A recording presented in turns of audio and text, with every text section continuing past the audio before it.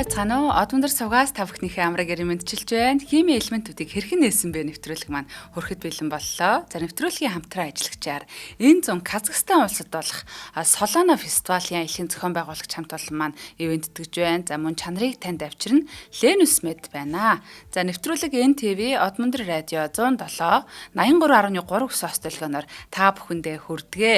За өнөөдөр маш сонирхолтой сэдвээр орох гэж байна. Амьдралын үүсэл гэдэг сэдв. За Хятад улсын Ланжа хотоос физикч бэлгүүнтэйгээ яг одоо холбогдоод байна. Өдрийн мэнд төргий бэлгүүнэ. Өдрийн мэнд сайн байцгаана уу? Уучлаарай. Яг нэвтрүүлэг эхэлсэн чинь хоолоо хахдаг шүү дээ. Хоолоо хоорой болоод. Тэг өнөөдөр айгу одоо ерөөсөө миний бодлоор бол баг хүн болгон өөрсдөөсөө асууж исэн асуултуудын нэг баг тий. Амьдралынхаа ямар нэгэн явцад ер нь одоо ингээд дэлхийд төр чи хідэн зүйлийн амьтад байгаа шүү дээ. Хідэн зүйл төрлийн амьтад ургамал шавж гээд айгүй олон төрлийн амьд биетүүд амьдарч идэг. Гэтэл энэ бүхэн яг анх хаанаас эхэлсэн юм бол гэдэг асуулт байгаа тийм. Яаж явж байгаад одоо ингээд ийм амьдрал үсээд тэр амьдрал нь янз янзын олон төрөл салаа болж ингэж айгүй гоё одоо юу гэмдэ даверс болоод тий даверс болоод дэлгэрээд тэгээ зарим нь ургамал зарим нь амьд зарим нь ургамал зарим нь олон эст зарим нь нэг эст гэл ингэ маш олон төрлийн амьдрал ингээд үүсцэн. За энэ амьдрал нь өөрөө өнөөдөр ингээд өөрийн гэсэн бүр экологийн системтэй байж идэг тийм одоо нөгөө food chain-ээс ахуулаад экологийн систем гэл бүгд нэг нэгэндээ тодорхой хэмжээнд нөлөөлж идэг юм маш том комплекс айгүй гайхалтай зүйл ингээд дэлхий дээр үүсцэн байгаа юм. Одоо нэг сүлд яасан шүү дээ. Артемис 2 хөлгийнхэн дэлхийн зургийг авсан байсан шүү дээ, тий. Тэнгүүд яг нөгөө дэлхийн зургийг харангуут бодогдож байгаа байхгүй. Тинчээ чи ингээд ямар ч хил хязгаар байхгүй. Ямар ч одоо нөгөө энэ хүн, энэ аратан гэсэн тийм ялгарл одоо харагдахгүй шүү дээ, тий. Гэтэл яг тэрэн дээр нь энэ бүх амьд амьтад үүсцэн янз янзын системд ороод янз янзын процессыг хийгээд ингээд явж байгаа. Тэр энэ бүх зүйл анх ханаас эхэлсэн бэ гэдэг асуултыг хүн болгон өөрсдөөсөө асууж исэн баг. Гэхдээ нэг зүйлийг анхааруулж хэлэх хэрэгтэй. Тэр нь юу вэ гэхээр өнөөдөр бид нар яг үнэндээ амьдрал яг яаж хэрхэн дэлхий дээр бий болсон юм бэ гэдэг дээр 100% батлагдсан одоо онол одоохондоо байхгүй байгаа. Маш олон төрлийн онол таамаглалууд байдаг. Ингэсэн байж магадгүй, тэгсэн байж магадгүй гэдэг маш олон төрлийн таамаглалууд байдаг. Тэр дундаас за ер нь энэ нь өстой яг ингээд хамаагүй юутан байна тий. Барьцтай байна гэдэг тийм айгу нарийн онол бол байхгүй. Физиктэй жишээ нь харьцуулж хэлэх юм бол физикийн онолууд дээр таталцлын онол гэдэг онол байгаа шүү дээ. Таталцлын онол бол ертөнцийг бүхэлд нь тухайн объектууд хэрхэн хоорондоо таталцаад энэ гариг эрхсийг бий болгосон юм бэ гэдгийг тайлбарладаг ийм онол. Өөр таталцлын онолууд нь яасан бэ гэхээр ертөнцийг бүрэн төгс тайлбарлаж чадахгүй байгаа учраас одоо exclude болоод тий хасагдаад Эйнштейний онол өнөөдөр хамгийн сайн онол гэж явж байгаа. Гэтэл амьдралын үүслийн тухай бид нар авч үзэх юм бол яг одоохондоо тийм таталцлын онол шиг сайн онол байдгүй гэсэн үг. За ингэх юм бол өнөөдөр ямар онолууд байдаг вэ гэж асуух юм бол хэдүүлээ цаг хугацаагаар одоо ухрааж явах хэрэгтэй болчихж байгаа.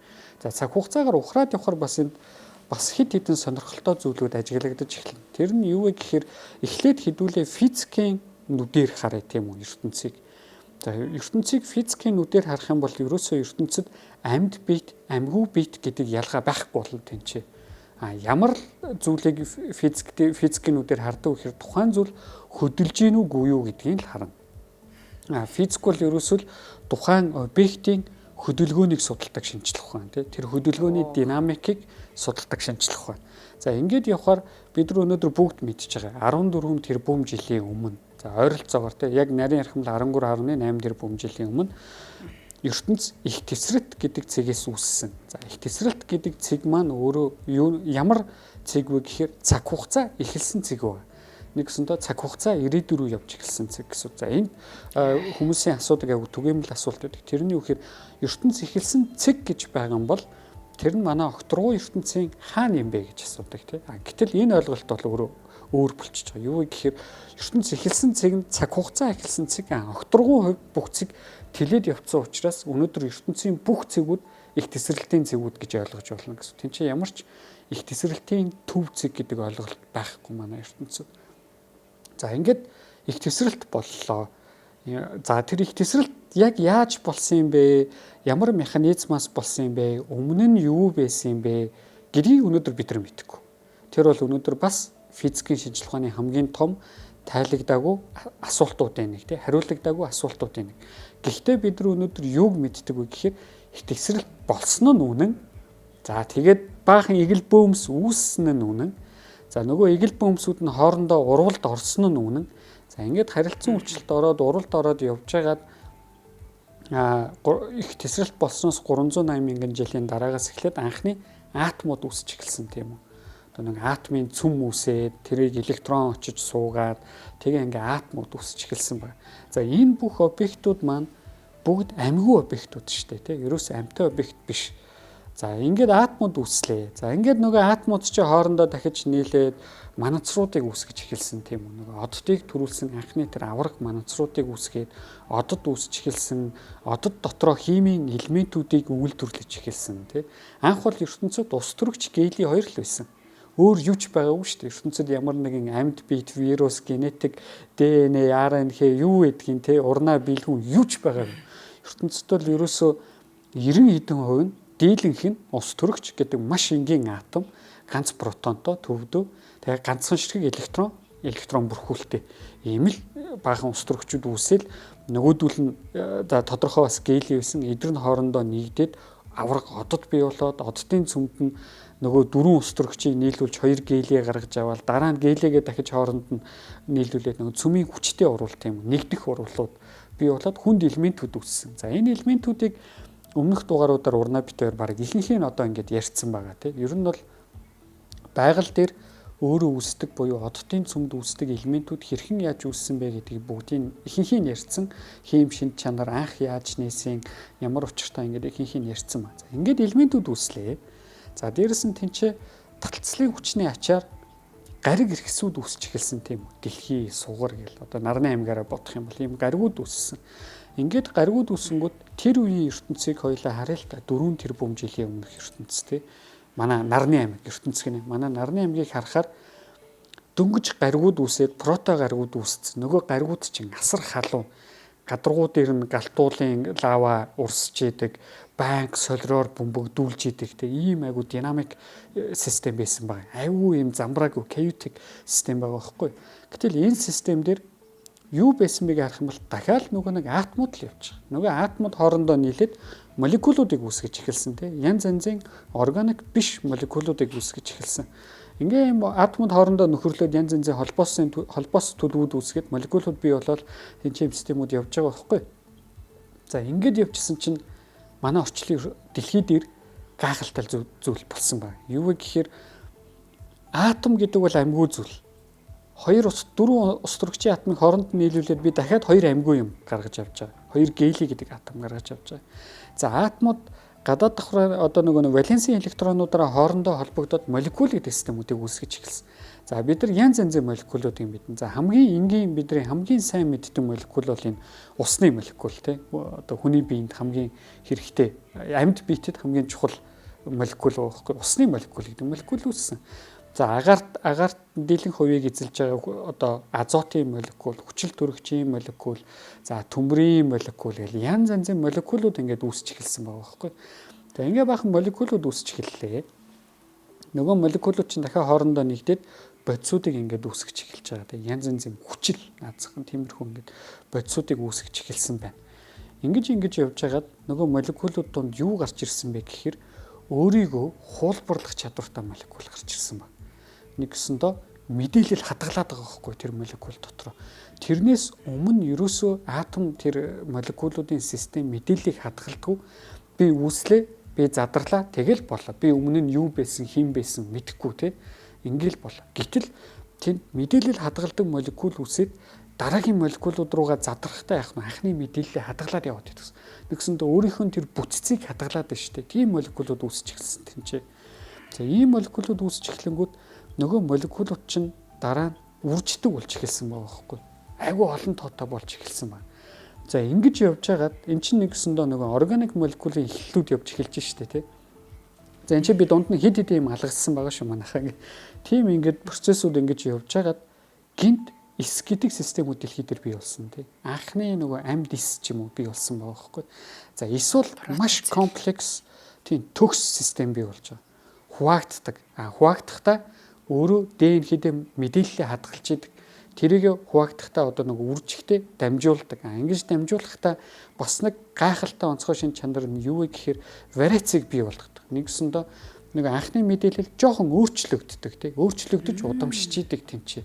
Энд чинь бүр гайхалтай шин чанар байхгүй ерөөсөө физикийн хүний нүдээр амиллаа тий. Тий. Байж боломгүй шахам тийм сонин шин чанар явж байгаа юм тийм чи. За ингээд эс гэдэг системүүд бий болоод нэг эс амьтад бий болоод за нэг эс амьтад чи юу лээ 3 тэрбум жилийн өмнө өслөдөө тий. Ингээд тэрбум жил хэртээ дэлхий дээр нэг эс амьтад оршин тогтнож байгаад гинт комплекс системүүд бий болж эхэлсэн тий. Нэгсэндээ олон эс амьтад бий болж эхэлсэн. Тэгэл дэлхийд даяар тархаал янз янзын төрлийн амьтад бий болол янз янзын зүйл ангиуд тэнцээ бий болол янз янзын төрлүүд бий болол дунд нь нөгөө бидний хамгийн сайн мэддэг динозаврын ирэн хүртэл нойрхож ирсэн тий. Динозавр гэдэг амьтан хүртэл бий болсон. За гэтэл энэ амьтад өөрийнхөө мэдээллийг ДНХ-ээр дамжуулж хадгалдаг, тэр нь өөрчлөгддөг, үрждэг, удамшдаг, амьд үлдэхийн тулд байгалийн шалгаралд ордог юм сонирхолтой процессүүд ордог амьтад бий болчихж байгаа байхгүй. Ямар сайндаа дэлхий дээр өнөөдрийг хүртэл 5 удаа галав юусэн шүү дээ тий. Дэлхий дээр хамгийн анх үүссэн нийт амьтны зүйл анги төрлийн 99.99 хүн галав юултүүдээр устдад алга болсон гэдэг шүү дээ. Үлдсэн нь бид нар явж байгаа тий. Ерөөсөө нэгсэндөө дэлхий 4.2 тэрбум жилийн түүхэндээ 5 жил 4.5 тэрбум жилийн түүхэндээ өөр дээр нь үүссэн амьд амьтдыг 5 удаа геноцид алдлага хийх гэж үтсэн байгаа байхгүй үү чи бүгдийг юу ч хүүс тэмтрээ гэж үтсэн байна. За зүгээр ингээд бүдүүлгээр бодъё л доо. Тэ дундчлах юм бол 4.5-ыг 5 дугаарчаар чи 900 сая тий.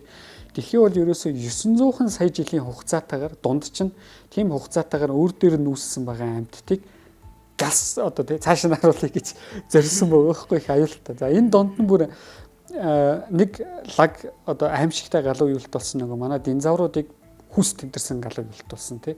Тэр нь бол манай дэлхийн буруу биш. Тэр бол нарны аймгийн буруу болж байгаа тий. Нарны аймагт хэсүүчлээд явж исэн сүултод дэлхий дээр ирж унаад ерөөсөө тэнд байгаа бүх юм устгаад байсан ба. За зарим онлуудад бас ингэж үздэг. Сүултод бол ингээд динозаврын ирэн мөхөөсөн. Бүр өөр эртний галуу юултууд байгаа шүү дээ. Одоо тэр үеийн тэр яг юунаас болж яг нарийнда юунаас болж галуу юулсан бэ гэдгийг мэдхэд айгүй хэцүү болцсон. Яг тэгэхээр дараа нь маш олон галуу юулээд тэр үеийн мэдээллийг маш их хэмжээгээр устгацсан байгаа тийм. Гэтэл зарим физикийн онолд юу гэж үздэг вэ гэхээр манай нарны амьхтай ойрхон байсан супер одоо нэг од мөхөхдөө супернова тесрэлт хийгээд хэд шинэ одны тесрэлт хийгээд тэрнээс ирсэн цацраг нь аваачаад манай дэлхий зүгээр юу ч шарж хаяад тэгээд тэрэн дээрээс амьдралыг юу ч устгаад хайцсан байж магадгүй гэдэг юм таамаглал. За ингээд харах юм бол бүр манай нарны амьгч биш манай ертөнц хүртэл манай дэлхий дээр хийн амьд амьтдад аюултай орчин байсан байгаа зү тий.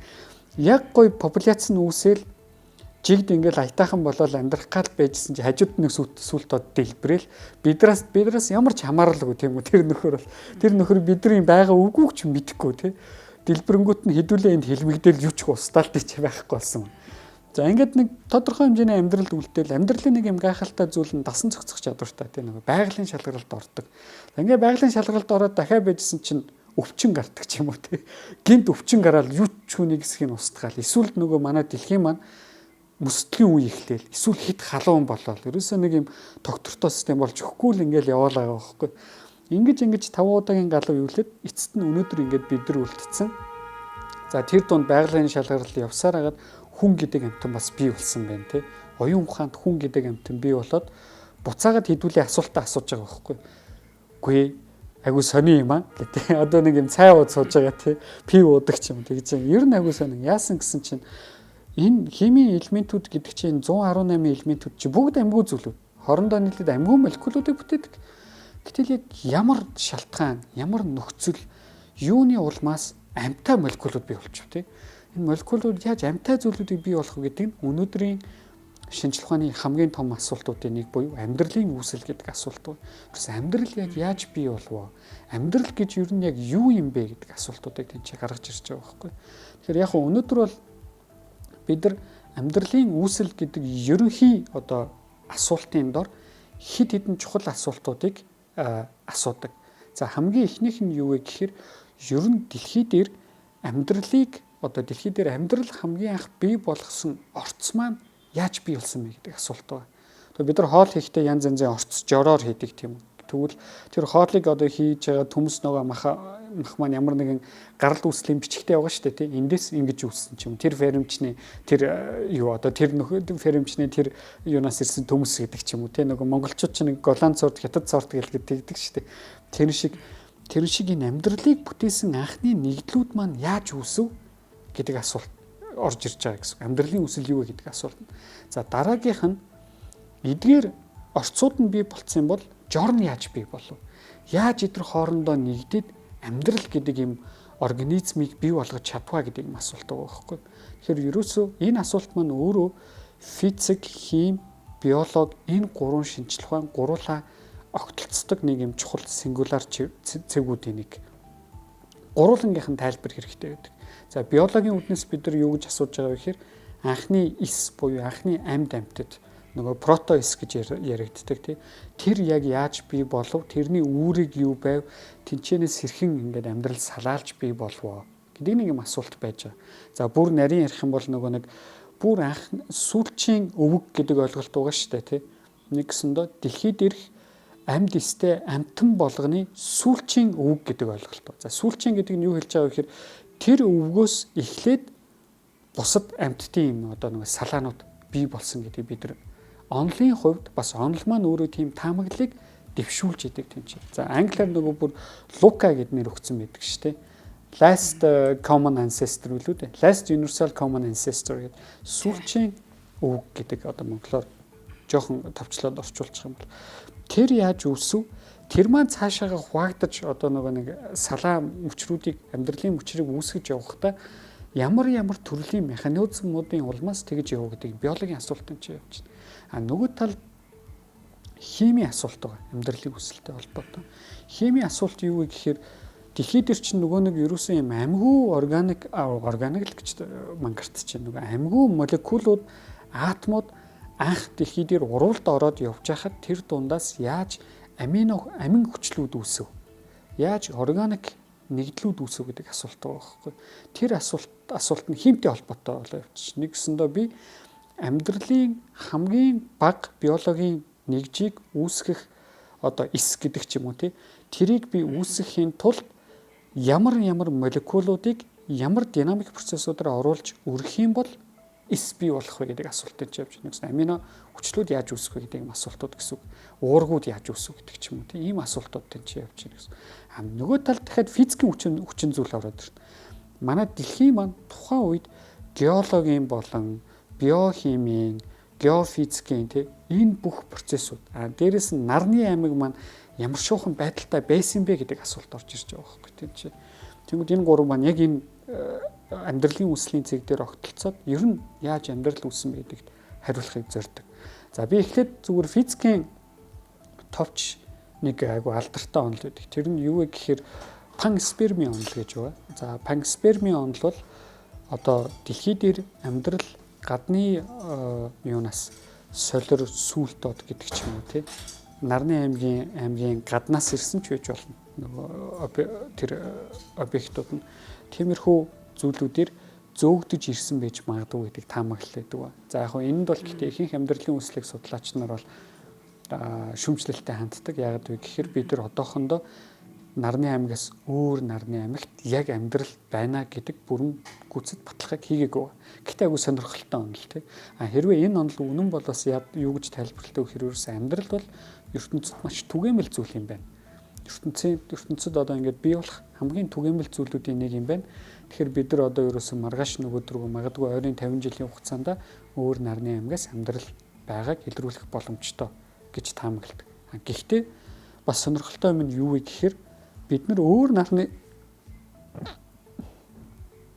аймгаас амьдрал хайхаас гадна бид нар амьдралыг нарны аймаг дотроос хайдаг тийм. Манай нарны аймаг дээр хоёр том кандидат байгаа тийм. Эхнийх нь ангараг гэдэг гариг байна. За дараагийнх нь бол бархас байдаг гаригийн дагуул Европ гэдэг дагуулга байдаг. Дотоод гүндэх усанд нь бактериуд бийж магадгүй гэдэг таамаглал. За яг 3 дахьыг оруулах юм бол Encyclopedius гэдэг манай санчир гарагийн бас дагуулга гэж байгаа. Европод төстэй системтэй ч явж байгаа гэсэн. Тэгэхээр ийм асуултууд бас тавьдаг. Тэгэхээр яг магадгүй ойрын 10-аас 20 жилдээ бид нарны аймаг дотроос бол амьдрал нээж магадгүй. За энэнийг яагаад ихэнх одоо астробиологчид тэгж үздэг вэ гэхээр бүр 1960 хэдэн онд дэлхий дээр унсан солир байна. Тэр солирн дээрээс бид амин хүчлүүд олж нээсэн байхгүй. Амино асидуудыг олж нээсэн. За тодорхой амьдралыг бий болгоход шаардлагатай химийн нэгдлүүдийг тэр солир дээрээс олж нээсэн. Энэ нь нэгсэндээ манай нарны аймгийн нөгөө солирын бүсүүдийн тухайн солир болон сүлт одод явж байгаа шүү дээ. Тэднэр дээр магадгүй амьдралын суур анхны нэгдлүүд хөлдсөн идэхгүй хэлбэрээрээ байж магадгүй гэдэг таамаглалыг төвшүүлсэн байна. Тэгэхээр 14 онд нөгөө Пеле газардалт гэж болсон. Тэрний одоо яг бүрэн батлагдаагүй ч гэсэн анхны датагаар юу бид нар олж нээсэн бэ гэхээр сүлт одон дээрээс амин өгчлүүд олж нээсэн. Тэгэхээр чи ерөөсөө манай нарны амьд амьдрал үүсэх хангалттай физик болон химийн нөхцөл үүссэн байсан байж магадгүй ш таамаглалыг. За энэ бүр хизээ үүссэн байж магадгүй гэхээр яг нөгөө нэг гаригууд үүсчихсэн прото дэлхийтэй прото гаригууд үүсэж байгаа тэр үед үжээ нөгөө нэг солирын бүс дээр үжээ тэнцээ юунууд үүссэн амин хүчлүүд үүссэн байж магадгүй гэдэг юм таамаглалт гэдэг. За энэ батлагдах юм бол өөрөө астробиологи, хим биологи шинжилгээ ухаанд ер нь маш том онцгой нээлтүүдийн нэг болно тийм. Магадгүй манай нарны аймаг анх үүсэж байхдаа тийм аймгүй хүүтэн хөндөй зүйл биш тийм. Харин ч дэлхий дээр ч тэрийг нарыг тойроод эргэж байгаа солирууд дээр ч тэр үжээ яах нь амин хүчлүүд үүсээд зүгээр өөр юуг хүлээж исэн мэхээр боломжит нөхцөлийг хүлээж исэн болж таарч байгаа байхгүй тийм. Тэгээ боломжит нөхцөл нь магадгүй дэлхий дээр ирээд унтсан тийм үү. Тэнгүүд дэлхий тэнцээ таата нөхцөлийг бүрдүүлсэн. Тэгээд тэнцээ ингээд амьдрал үүссэн байж магадгүй гэдэг таамаглал. За би энэ таамаглалд бол бүр амар хайртай, амар гоё санагддаг байхгүй ерөөсөө. За энийг ингээд жоохон нэмэх юм бол бүр янз янзын фантаз онлууд гарч ирдэг. Тэр нь юу вэ гэхээр ертөнцийн дэвсгэр цацраг гэж байдаг шүү дээ. CMB тий. Тэр дэвсгэр цацраг маань яг амьдрал үүсгэхэд шаардлагатай дулааныг өөрөөсөө цацруулж гэрлийг цацруулж исэн муж ертөнцийн түүхэнд байж байгаа. Тэр муж дээр магадгүй ертөнц даяар амино хүчлүүд ингээд үүсээд тэгээ ертөнц даяар тэр нь зарим газараа итгэхгүй зарим газараа итгэвтэйч болцсон байж магадгүй гэдэг онол үүдэг. За энэ бол батлахад бол бүр маш хэцүү онол те. Ягаад тэгэхээр бид нар ертөнцөөгөө бүгэлдэн самнах хэрэгтэй болно шүү дээ. Тэгжиж батлах хэрэгтэй болно. Гэхдээ яг хөө тиймэрхүү зүгээр физикийн астрофизикийн таамаглалууд энэ чи байдаг гэсэн. За одоо хоёлаа буцаад дэлхий рүүгээ очие. За дэлхий рүүгээ очихоос өмнө хоёлаа эхний хамтран ажиллагчаа танилцуулъя те. За тэгээ. За надад бас харин нэг асуулт байгаад байна. Асуучаад хоёлаа орё л да. Одоо жишээ нь эсийн дуул гэдэг ном дээр юу гэж гардаг вэ гэхээр амьгүй зүйлээс амьд зүйл үүсэхгүй. Боёо одоо махнаас өт аяндаа үүсэхгүй ч юм уу те. Үснээс бөгөөс аяндаа үүсэхгүй гэж одоо нэг амьд зүйлийн үүсэл төр тэгж гардаг байхгүй юу? Тэгэхээр амьд зүйл үүснэ нь бол одоо үнэн байгаад байна. Бид нар байгаад байна те. Амьгүй байсан орчноос тэгээд ер нь яг ийм амьгүй зүйлээс амьд зүйл тэгвэл одоо юу гэдгийг одоо технологийн орчинд физик химийн орчинд ингэж одоо тий хэрэг үүсгэж чадчихвал эн чинь ингээ ойлгомжтой болчихно шүү дээ тий. Тийм нэг юм байгаад байгаа юм. За юун дээр л ер нь хамаг юм асуудал үүсээд байна л та. Хэрвээ тэгээд үүсчдэг байсан бол айгүй ойлгомжтой байх байлаа л та. За нэвтрүүлгийн хамтран ажиллагчаар одоо маш гоё юм фестивал болж байгаа маа. Тэгэхээр энэ зуун энэ Казахстан улсад болох Солоно гэдэг фестивал байна. За энэ фестивалыг бол өмнө нь одоо нөгөө Backstreet Boys 2025 онд Backstreet Boys-ийн тоглолтыг бас зохион байгуулж байсан юм туршлагатай хамт олон бас энэ удаа зохион байгуулж байгаагаараа их онцлог байна. За тэгэхээр 2026 оны 5 дугаар сарын 16-ны 19 цагаас одоо энэ шоу бол ер нь одоо тий нэг тайзан дээр маш олон улсын супер одуудыг цуглуулах юм онцгой боломж олцсон. Тэгээ бид нар ч нэг хамтлагийн тоглолт моголтонд явдаг бол энд бол одоо тий Timbaland, Busta Rhymes, Nicole, Carrie Hilson, Florida, Tiga антер гэдэг одоо маш олон дэлхийн одоо одууд амьд тоглолтоо хүргэх юм байна. За хамгийн сонирхолтой нь бас одоогоор нууц өөрчлөгдөж байгаа нэг сюрприз артист бол зарлагдаагүй байгаа.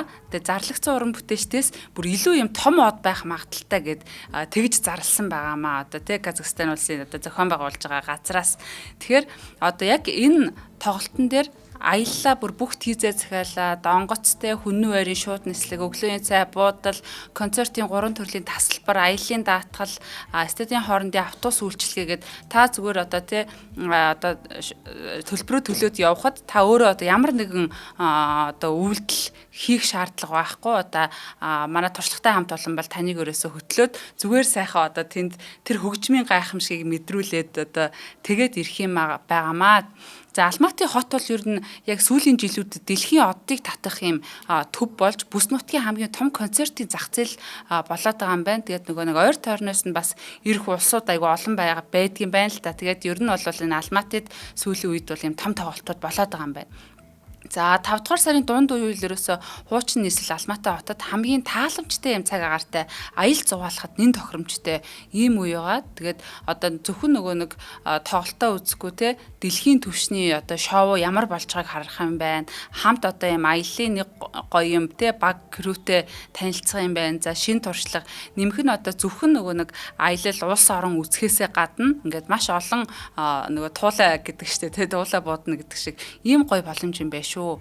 За шатхуун аялын зардал дэлхийн зах зээлийн үнийн өсөлт нэмэгдгээс өмнө яг урьдчилан зохион байгуулалтаа бүрэн хангасан. За одоо бүх зүйлүүдээ ингэж хамгийн боломжийн хэмт үнээрээ авсан учраас одоо энэ бол энэ Монгол талаас зохион байгуулж байгаа хүмүүсийн маш том давуу тал байгаамаа гэж байгаа. Тэгээ олон улсын 100 гаруй артисттай хамтарч ажилласан туршлагатай зохион байгуулалтаа хийжсэн. За тэгээ аялын зохион байгуулагч бол өмнө хэлсэн нөгөө Backstreet Boys-ийн тоглолтыг бас маш амжилттай зохион байгуулад ирсэн. Ийм учраас та бүхэн бас баталгаатай итгэж болно. За холбогдох хувцас нь 72 12 44 22 72 12 99 22 80 тэгтэг 86 66 гэсэн утсуудаар холбогдох боломжтой юм байна. Тэгээд нөгөө хүний амьдрал бол дурсамж гэдэг те. Тэгэхээр одоо найз нөхдөөрөө нийлээд яг гоё энэ олон талын шин мэдрэмжүүдийг туршлагыг авах боломжтой. Энэ гоё аялал хөгжмийн дэлхийн томоохон фестивалд бас яваад ирээсэ гэж та бүхнийг хүсэж байна. Тэгээд нэвтрүүлгийг ивент итгэж байгаа.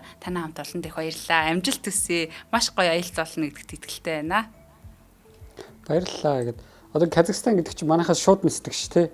Алматы руу. Тий.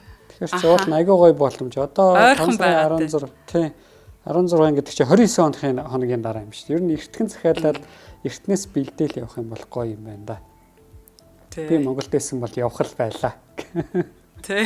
Бас хичээлгүй байсан бол. За ингээд буцаад амьдралын үсэл сэдврүүгээ ороход ямар ч үсэн амьдралын үсэл төр нэг хэдийн юм хэрэгтэй болж байгаа. Өмнөх одоо эхний хэсгийн яриануудыг базах юм бол тэрний юу гэхээр эхний ялж нь тухайн амьдралыг бий болгогч одоо суурууд буюу суур нэгдлүүдтэй building blocks гэдэг чинь суур нэгдлүүд хэрэгтэй. За дээрэс нь тухайн зүйл маань өөрөө мэдээлэл хадгалдаг байх хэрэгтэй, энерги хадгалдаг байх хэрэгтэй болж эхэлж байна. Ингээд 3 юм. За 4 техник юм нь бүр хэрэг бас нэг чухал юм. Тэр нь юу гэхээр орчин.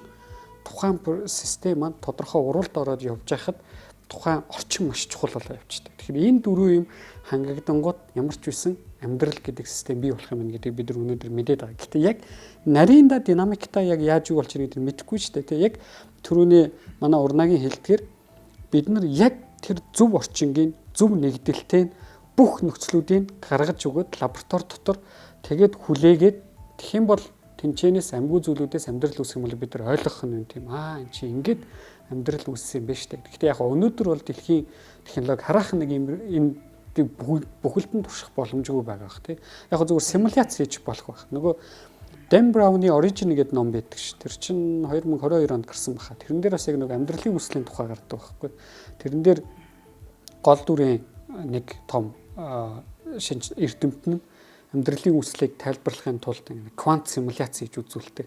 Тэгээ амьдрал яаж оргуу хосно л гэх гэдэг нэг амьгүй нэгдлүүдээс амьтай нэгдэл үүссэн бэ гэдгийг одоо таамагладаг уран зөвлөлт зохиол байдаг тийм манайхан бас сонирхол унших юм бол тэрэн дээр гой бас яг жинхэнэ бодитоор байдаг онлууд гардаг ба.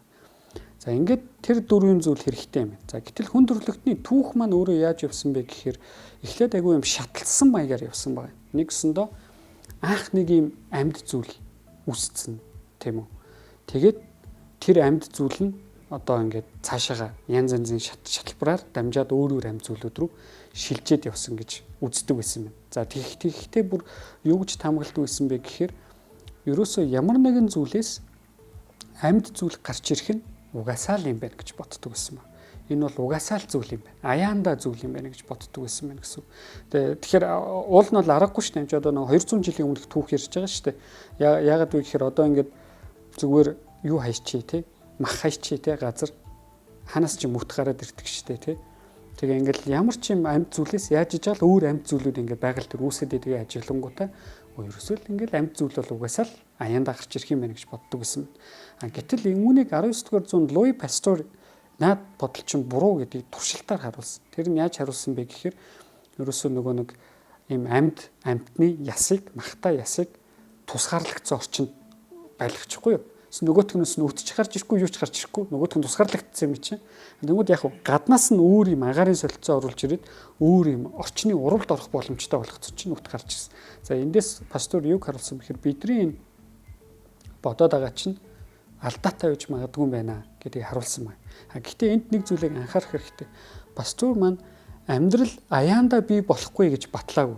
Юу баталсан бэ гэхээр бидний тухайн үед энэ бодож исэн амьдрал бол аяанда амьд зүйлээс бий болдог гэдэг маань өөрөө алдаатай ойлголт байсан гэж магадгүй юм биш үү гэдгийг л харуулсан байна. За энэ маань өөрөө нөгөө орчин үеийн абогенесисийн санаар төрүүлсэн тийм. Анх ер нь амьдрал юунаас үүсв? Докторгүй зүйлээс үүсв. Одоо нэг амьгүй зүйлээс үүсв гэдэг санаар тэмүүлсэн.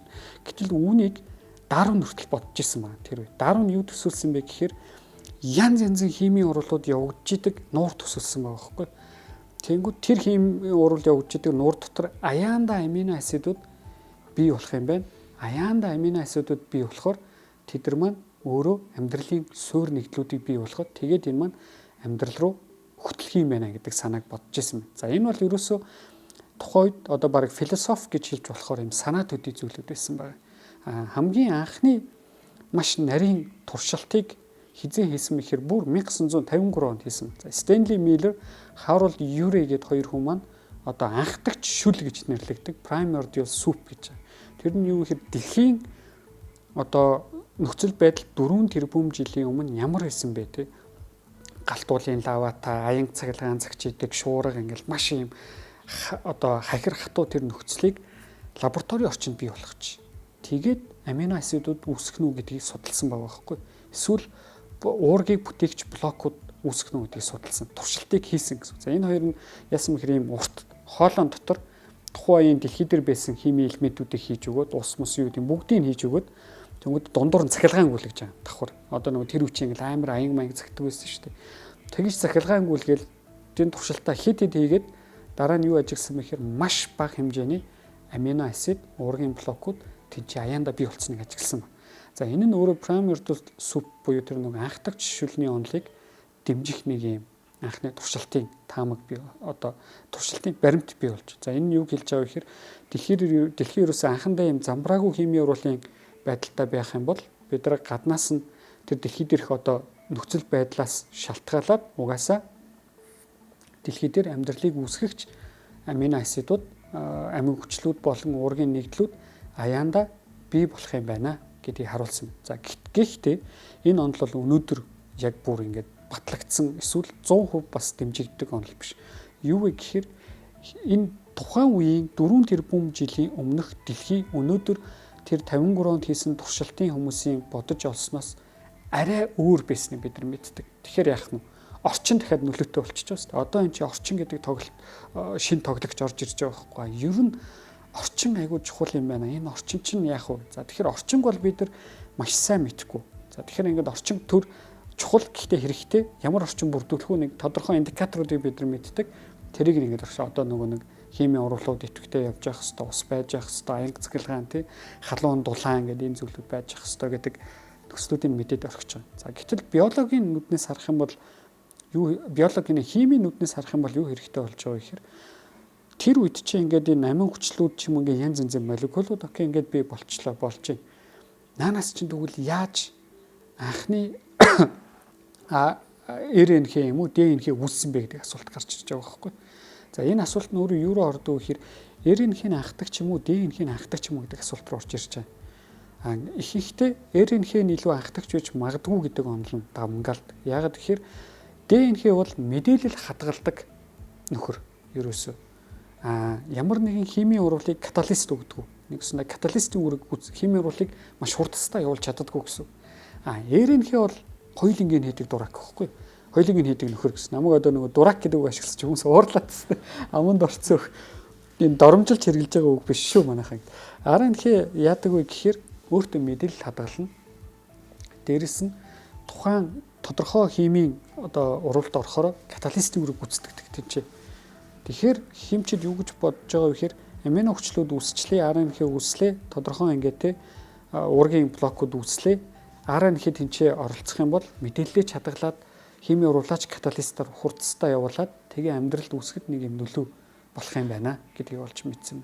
За энэ маань гэхдээ бас анх тэр үед зөвхөн РНХ байсан байна гэдэг одоо таамгийг дэвшүүлэхгүй. Ягаад гэхээр энэ ч дахиад нөгөө орчин нөлөөтэй болчих. Нөгөө амьдрал чинь хамгийн анх усан дотор үүсэж байгаа шүү дээ, тий. Гэтэл ус чинь яадаг вэ? Бүх хэмээг уусгаад задлаа ичдэг шүү дээ.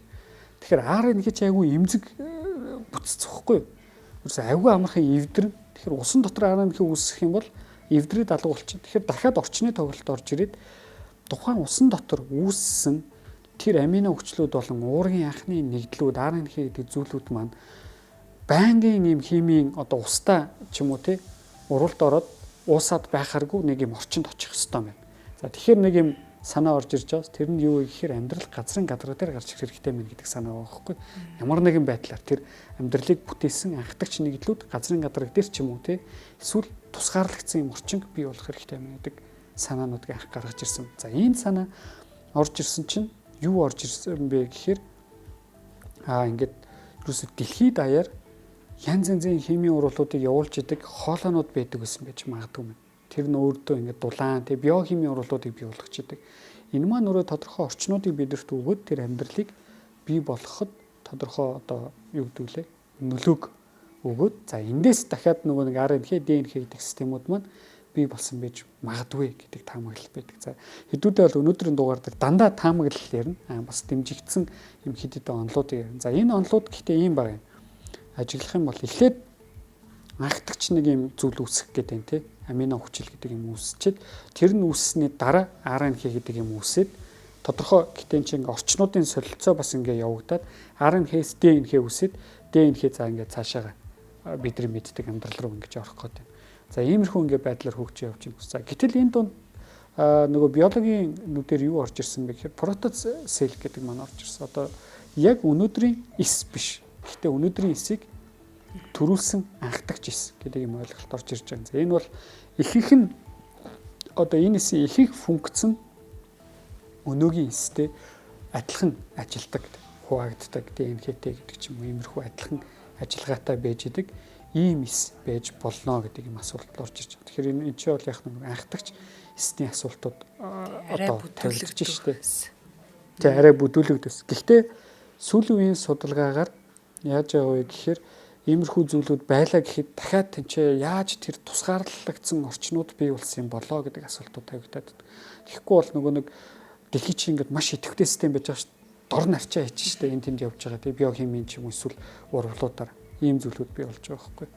За ингээд анхдагч эс бий боллоо.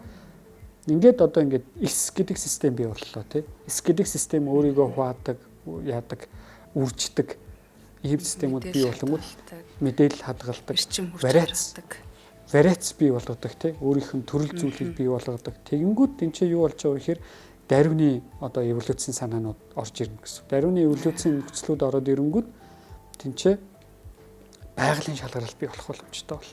Байгалийн шалгарал бий болсноор л ерөөсөө тэнд амьд амьтад гэдэг зүйлүүд бий болол ямар төрлийн төрөл зүйл нь одоо тий амьд үлдчихүү ямар нэг амьд үлдэхэд таагүй байгаад устдаад алга болов. Тэгээ өнөөгийн энэ дэлхий дээр амьдралын нөхцөл тэнцээ бий болж байгаа байхгүй. Тэгэхээр энд ерөөсөө асуулт юм болчихж байгаа. Химийн нөхцөл байдал нь бол ерөөсөө цаг агаар шиг гэсэн. Уур амьсгал нь бий болж байна гэсэн үг тийм. Цаг агаар уур амьсгал хоёр өөрлөлтөө цаг агаар гэсэн дээр байж магадгүй. Цаг агаар за тэнгууд өөрийгөө холборлдог молекулууд Тэгээд өөртөө одоо нэг мэдээлэл хадгалдаг молекулууд. Тэгээ энэ маань ингээд органик нэгдлүүдийг бий болгоод ингээд явж байнгут эдгээр маань цаашаа явхад яах вэ? Биологийн хүчин зүйлүүд орж ирж байгаа. Байгалийн шалгалт гэдэг хүчин зүйлүүд орж ирж байгаа юм. Тэгэхээр энэ хоёр хоорондоо хоршиж ажиллах хэрэгтэй болчихж байгаа юм шүү дээ. Хоорондоо хамаатай зүйлүүд байгаа байхгүй. Иймэрхүү байдлаар цаашаа одоо явах хэрэгтэй гэсэн. За ингээд анхны тэр нэгс амтан үүс одоо амьд биет үүсээд ингээд байж ангууд тэр зүйл чинь нэг л төрлийн амтан дэлхий дээр байсан баг анх. Тэрэг бол бид нар одоохондоо ингээд нэг генетикийн кодууд болон уургийн бүтцүүд, уурыг яаж синтезд ордог уу гэдэг энэ нөхцлүүдээс одоо амино жишээ нь хүчлүүд яаж тухайн одоо амьд системд үйлчилдэг гэдэг эдгээр энэ нөхцлүүдийг бид нар ДНХ-тэй хоршуулж судалснараа ерөөсөө дэлхий дээр өнөөдөр байгаа бүх энэ системтэд бол нэг одоо тий юунаас анхдагч нэг юм эснээс салбарлаж явсан юм байна гэдгийг таамаглаж мэдээд. За энэ дээр Лука гэдэг нэр өгсөн. Last Universal Common Ancestor тий. Одоо бидний сүүлчийн өвөг дээдс гэх юм уу та. Тийм өвөг дээдс гэдэг амтан амьд бит тэнд үүсцэн байжгаад тэндээс яах нь өнөөгийн амтад салаалаад явсан биш тий. Янз янзын өөр төрөл зүйлүүд рүү салаалаад явсан байгаа байхгүй. Тэр энэ агуу сонирхолтой болчихж байгаа юм. Юу вэ гэхээр анх тэжээний юм бас нөхөр байсан биш тий. Одоо нэг анхны хүн гэдэг шиг анхны тэр одоогийн бидрийг үүсгэсэн амьд биетэн ч байсан байгаа байхгүй. За хоёр дахь хамтран ажиллагчаа танилцуулахаас өмнө нэг сонирхолтой юм хэлэхэд 24 оны юм судалгаа гарсан байна. Тэр судалгаа нь манай Лука гэдэг энэ амьд биет маань 4.2 тэрбум жилийн өмнө амьдарч исэн байж магадгүй. Гэтэ тэгж амьдарч байхдаа маш комплекс, үжээ бүр ингээд лаг комплекс болсон байсан байж магадгүй гэсэн таамаглал гарч ирсэн. Өөрийгөө яадаг, хуваадаг тий орчин үеийн энэ комплекс системийн ихэнх функцүүдийг хийдэг болцсон тийм комплекс систем бий болсон байсан байж магадгүй гэдэг таамаглалыг дэвшүүлсэн. За энэ таамаглал үнэн бол ерөөсөө амьдралын бүр анхдагч нөхцөл биш үү? Нөгөө энэ нэвтрүүлгийн 2 дугаар хэсэгтээ ярьсан амино хүчлүүд үүсээд ингэж байгаа нөхцлүүд чинь бүр уршаа орчин шүү дээ тий. 4.2 тэрбум жилийн өмнө Лука байна гэдэг чинь тэр хүртэлх хугацаа чинь дахиад төдий урт хугацаа явж байгаа шүү дээ. Тэгэхээр бүр уршаа очоод магадгүй баг дэлхийд тэнцээ зэрэг үүсэж яхад тэнцээ амин хүчлүүд нь зэрэг үүсээд ингэхээс тий. Байж бүх юм өөрчлөх юм байна шүү дээ. Ааха. Тийм яг таамаглал л та. Гэтэ ийм байж магадгүй гэсэн таамагласан. Энэ бол өөрөө бас айгүй сонирхолтой гоё таамаглал байгаа байхгүй. Тийм. Гэтэ яг бид нар өнөөдөр одоохондоо мэдхгүй. Гэтэ энэ 24 оны судалгаа гэдэг чинь 2хан жилийн өмнөх судалгаа. Нэгсэндээ энэ чирээс бас юуг харж болох вэ гэхээр амьдралын үүслийг судалдаг судалгаа бол маш идэвхтэй явагдаж байгаа. За сүүлийн үед бол бүрч хүчтэй идэвхтэй болсон. Яг тэгэхээр технологи сайжирсан, бидний нээлтүүд сайжирсан, тийм шинжлэх ухааны мэдлэгүүд сайжирсан учраас идэвхтэй явж байгаа гэсэн. За хоёлаа нэвтрүүлгийн 2 дахь хамтран ажиллагчаа танилцуулаад тэгээд төсгөл хэсэг рүү оръё тийм. Тэгээ бид нар ч нөгөө 3.1 тэдэн тэрбум жилийн өмнө амьд биет эс үүссэн гэдэг. Гэтэ яг үндэ нөгөө бидний амьтан гэж боддог нөгөө хөлтөө гартай амьтан бол бүр наашаа байд юм байлээ штэ баг те 500 сая жилийн Кембрийн тесрэлтийн үеэс л эхэлсэн байдаг. Тэр хүртлээр бас мөн удсан байгаа шүү. За нэвтрүүлгийн хамтран ажиллагчаар чанарыг танд авчирна. Хүүхэд бидний ирээдүй Бикютен хийцэн хамт олон маань хими элементүүдийг хэрхэн нээсэн бэ? Нэвтрүүлгийг ивэнтэтгэж хүмүүст одоо химийн одоо энэ мэдээллүүдийг хүргэхэд бас нэмэр болж байгаа. Тэгэхээр 15 төрлийн эрдэс витамин агуулсан мультивитаминтэй ашигтай бактери агуулснараа давуу тал ихтэй ийм бүтээгдэхүүнийг бас өнөөдөр та бүхэнтэй санал болгож байгаамаа. Тэгэхээр хүүхдийн дархлаа, өсөлтийг дэмжин, бодисын солилцоог дэмжин, за тархины үйл ажиллагаа гэдэг одоо ашигтай бактери хоол боловсруулах эрдэс системийн үйл ажиллагааг тэнцвэржүүлнэ гэд одоо бид нар нөгөө витамин нэг уугаад ашигтай бактери нэг уугаад хараас жоохон төвөгтэй те ингээд хамтд нь ингээд савлцсан ийм зүйлийг ингээд аваад хэрэглүүл маш их амар байдгаа. Тэгээ өдөртөө нэг удаа хэрэглэн нөгөө нэг дор хэрэглэж болохгүй дараа нэг мөсөө хэрэглэж болохгүй учраас та бүхэн маань ингээд тогтмол хэрэглэх нь л одоо хүүхдийнхаа бид нэр эрүүл саруул ухаантай Монгол хүнийг бүтээхэд ингээд тус нэмэр болж байгаа үйл явдлын болоо гэж боддгийн. Тэгээ хайрцаг дотроо бол 14 ширхэг ийм ууттай нунтаг хэлбэртэй байдаг. Тэгээд 1-3 насны хүүхэд бол өдөртөг уутыг за 1-3 1-3 насны хүүхэд бол нэг уутыг 4 болон түүнээс дээш насныхан бол 1-2 уутыг одоо уучгаад хараг болон ус ундаанд найруулад өгөх боломжтой юм байна. Тэгээ Health Point цэг эмийн сайтаар та бүхэн маань одоо бас бусад бараа бүтээгдэхүүн нөөцнөл бидэг ч юм уу ингээд нэг дор захиалчгаар их амар байдаг. За эсвэл эмийн сангуудаар бүх эмийн сангуудаар худалдаалж байгаа учраас явж хатаас Bikutan гэдэг та энэ бичгийг нь харж аваад бол их амараа. За илүү дэлгэрэнгүй мэдээллийг Alkaloid Mongolia гэдэг Facebook-ээр нь та бүхэн маань дагаад аваарай. Тэгээд 5 тухтаас мэдээлэлтэй танилцаарай. Холбогдох утасны дугаар 83 5191 9934 97 17 гэсэн дугааруудаар холбогдох боломжтой. Тэгээд шинжлэх ухааны таны мэдхийн мэдээллийг түгээхэд тус нэмэр болж байдаг. Bikutan Kids Lenus Media-ийн хамт олонд амжилт хүсье. Их баярлалаа. Баярлалаа. Тэгэхээр одоо ингээд төгсгөл хэсэгтээ базаад харах юм бол энд юу болж байгаа гэхээр за сүүлийн үеийн ойлголтууд бүр юу вэ гэхээр ийм болцсон. Одоо анх дэлхий дээр нэг юм амин хүчил үүсэл, тэрний дараагийн шатны нэг юм үсэл, дараагийн нэг шатны юм үсэл юм шатаар алхаж байгаа юм шиг бид нар өнөөдрийн хэмжээнд ирээгүй юм байна. Магадгүй түрүүний ярьсан энэ бүх загварууд те бүх модулууд амин хүчлүүд, уургууд, за лукач арай орохгүй, RNA, DNA гэдэг ч юм уу. Эдгээр зүйлүүд маань энэ тэнд нэгэн зэрэг одоо те яг exact бүр яг нарийн нэгэн зэрэг биш. Гэхдээ ерөнхийдөө нэг интервал дотор энэ тэнд үүсээд тэгээд дэлхий чинь өөрөө маш том ийм систем явж байгаа шүү дээ, комплекс систем. Тэгэхээр ингээ хоорондоо дахиж уулзаж уралд ороод тэгээд энэ одоогийн систем рүү хөтлсөн байж магадгүй гэж хамгаалдаг. Нэгсэндөө нэг ийм том бүгдийг тайлбарладаг одоо таталцлын онол гэдэг шиг онол гэхгүйгээр амьдралыг үүсгдэг. За усан дотор нэг ийм одоо тодорхой тэр амин хүчлүүд нь ч юм ингээл үүслээ. Гэтэл гадарга дээр тий хөрсөн дээр дахиад нэг ийм одоо RNA ч юм уу тийм зүйлүүд нь үүслээ. Тэгээ уснаас зөөгдөж ирсэн нэг амин хүчлүүд нь RNA-тэй тэнцээ нийлээд химийн уралд илүү хүчтэй ороод ингээд явж байна. Гэтэл хажуунаас нь дахиад өөр нэгтлүүд орж ирээд энийг одоо илүү хурцтай болгоод тэгээ ингээ эсрүү орсон байж магадгүй ийм хамгаалал нь илүү эрдэмтдийн одоо юу гэмдэ хүлийн одоо сүүлийн үед бол илүү хүлийн зөвшөөрч эхэлсэн хандлага гэх юм уу да тий аль нэг онол нь бүгдийг тайлбарлахгүйгээр бүх амьдралыг үүсгэж байгаа нөхцлүүд болон нэгдлүүдийг тэр процессуудыг тайлбарладаг хэсгүүд бүгд энэ тэнд дэлхий дээр ингээд тодорхой үеүүдэд үсээд тэгээ хоорондоо холилдоод өнөөгийн нөхцөл байдал руу ирсэн байж магадгүй гэж бас таамаглав. Нөгөө талаас буцаад дэмжлэгийн эхний хэсэг рүү очих юм бол магадгүй одоо энэ процессууд маань манай нарны аймаг дотор ч гэсэн анх нарны аймаг үүсэж яхад бас л яг тийм адилхан байдлаар явагдчихсэн байж магадгүй гэж үзэж. Тэгэх юм бол ерөөсөө баг дэлхий дээр амьдрал үүсгэхээс өмнө нарны аймаг дотор амьдралын анхдагч зүйлүүд аль хэдийн үүсэж бий болоод тэгээд дэлхий дээр ирж унахаа хүлээгээд байжсэн ч гэж магадгүй тийм. Энэ нь хэрвээ үнэн байх юм бол ертөнцийн даяар юм байж болно. Ертөнцийн даяар амьдрал айгүй түгээмэл зүйл байх боломжтой болчихж байгаа. Ингээд төсөөлөд үзэхээр зөвхөн надад нэг юм сонирхолтой нөгөө төсөөллүүд. Тэр нь юу вэ гэхээр манай дэлхий дээрх амьдралын хэлбэр бол өөрөө нүс төрөгч суурьтай тийм үү? Карбон бейсд гэж хэлдэг. За дэлхий гэдэг гариг маань өөрөө манай нарны habitable zone буюу амьдрал таата тойрог зам дээр оршиж байгаа юм гариг ба. Бусад нарны аймгийн гаригуудыг ч гэсэн бид нар ингэж хайдаг. Тухайн одны habitable zone-д нь байна уу тий амьдрал таата орбитд нь байна уу гэж хайдаг. За ингээд хайж байгангууд тэнцээ дэлхийтэй адилхан бид нар маш олон гариг юм байна. За дор хаяж бид нар 1 сая дэлхийтэй адилхан гариг юм мэднэ тий. За яг хэдэн гэхдээ хөрсд гариг юм мэдгүй. Зүгээр тодорхой хувь хөрсд гариг гэж төсөөлье. За ингээд хөрсд гариг бий болчлоо.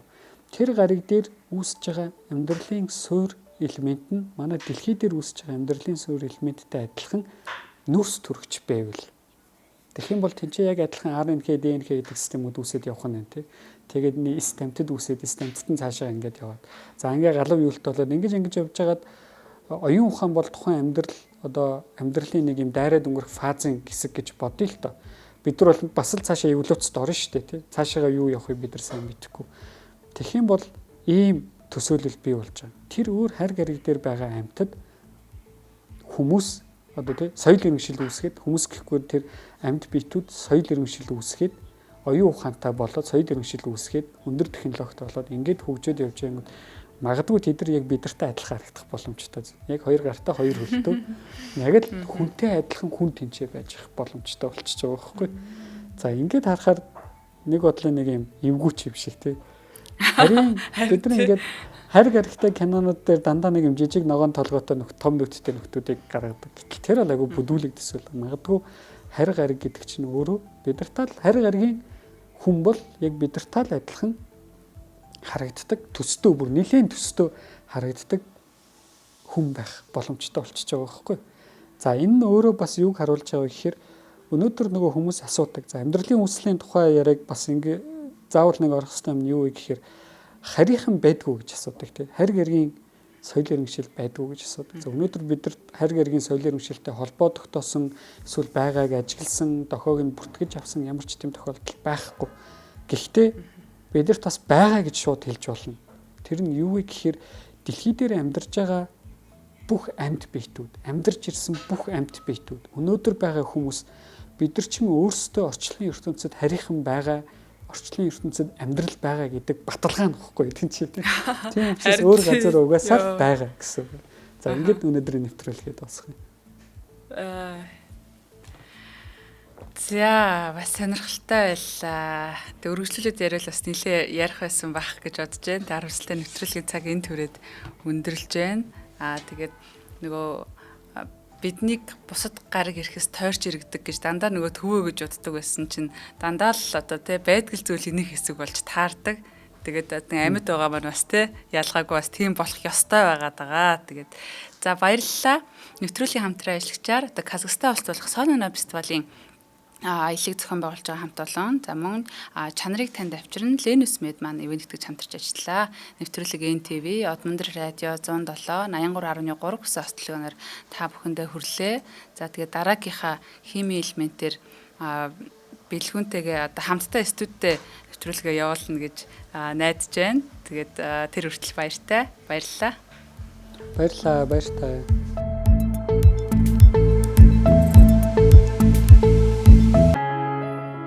Нэвтрүүлгийг хүлээн авсан Нарны аймгийн монголчуудтай баярлалаа. Одмондөр сувг нь энэ мэдчлэн таны мэдхүйн мянган нэвтрүүлгийг 2026 оны 7 сарын 1 хүртэл та бүхэндээ хүргэх юм. Их хэлээрээ шинжлэх ухаан танин мэдхүйг түгээхийн үлсэд нэгтгэх хүсвэл та бидэнд хандив өгөх боломжтой. Жилдээ ганцхан удаа 100,000 төгрөгөөр биднийг дэмжснээр шинжлэх ухаан танин мэдхүйг түгээх энэ үйл хэрэг амжилттай үргэлжлэх юм. Одмондөр нэр дээрх Худалдаа агшлын банкны дансага 4191 Тэг 4518. Та 100,000 төгрөгөөр шилжүүлэхдээ гүйлгээний утга дээр нь өөрийн нэр болон утасны дугаараа заавал бичээрэй. 100,000 төгрөг хандсанаар Одмондөр сувгийн алтан гишүүн болох юм а. Шинжлэх ухаан, танин мэдхүй, Монголд ялах болтугай.